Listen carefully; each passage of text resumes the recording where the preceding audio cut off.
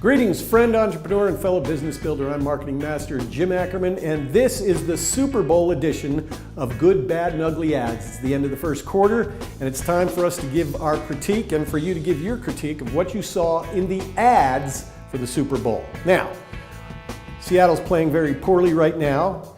Patriots are playing very well. Where do the ads fall? My take is they're more on the Seattle side than on the Patriots side. Not very good, but don't take my word for it. We have on the line Joel Ackerman, who, yes, he is my son, but he is a YouTube ad guru in his own right, and he has a take as well. Joel, I say they weren't very good. What do you say? Yeah, some were good for entertainment, but while entertainment may be the language of marketing of today, you still have to say something with the language. That's right, you have to sell something with the language. Good point. There were three things that stood out to me. Number one was the lack of ads. You know, at $4.5 million a pop, there were a lot of places where NBC was throwing in program promotions and instead of ads. Believe me, at $4.5 million a pop, if they had sold it, they'd put it in there. So they didn't come anywhere near close to selling out their inventory. That popped out at me. The second thing that popped out at me was the Budweiser ad. Now, this is the third ad in a series. A couple of years ago, there was the Colt who was just getting started, and he had to work out like Rocky in order to be able to make the team, and he finally did. Last year, his trainer has to send him off, and he's sad about it, but he has to let him fulfill his destiny. And at the end of parade, the horse sees his trainer in the crowd and comes over to him, very touching. This one's about a little puppy dog who gets lost and has to traverse all kinds of terrain to get found. And just as the wolves are about to get him, the horses save his life.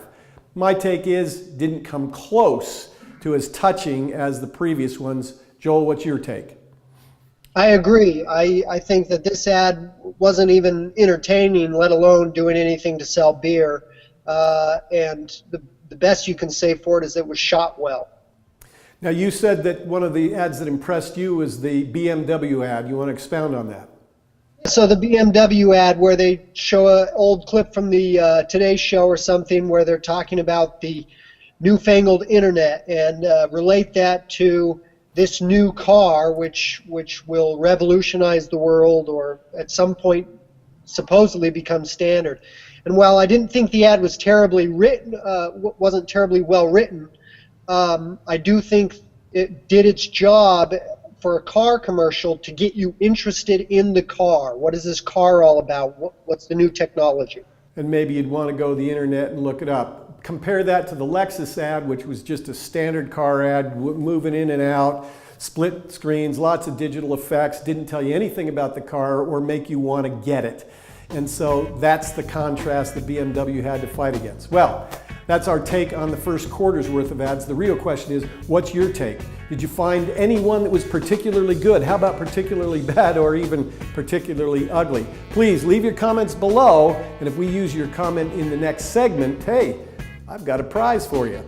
Could be worth up to $197. Join us at halftime for the next Good, Bad, and Ugly Super Bowl ads special.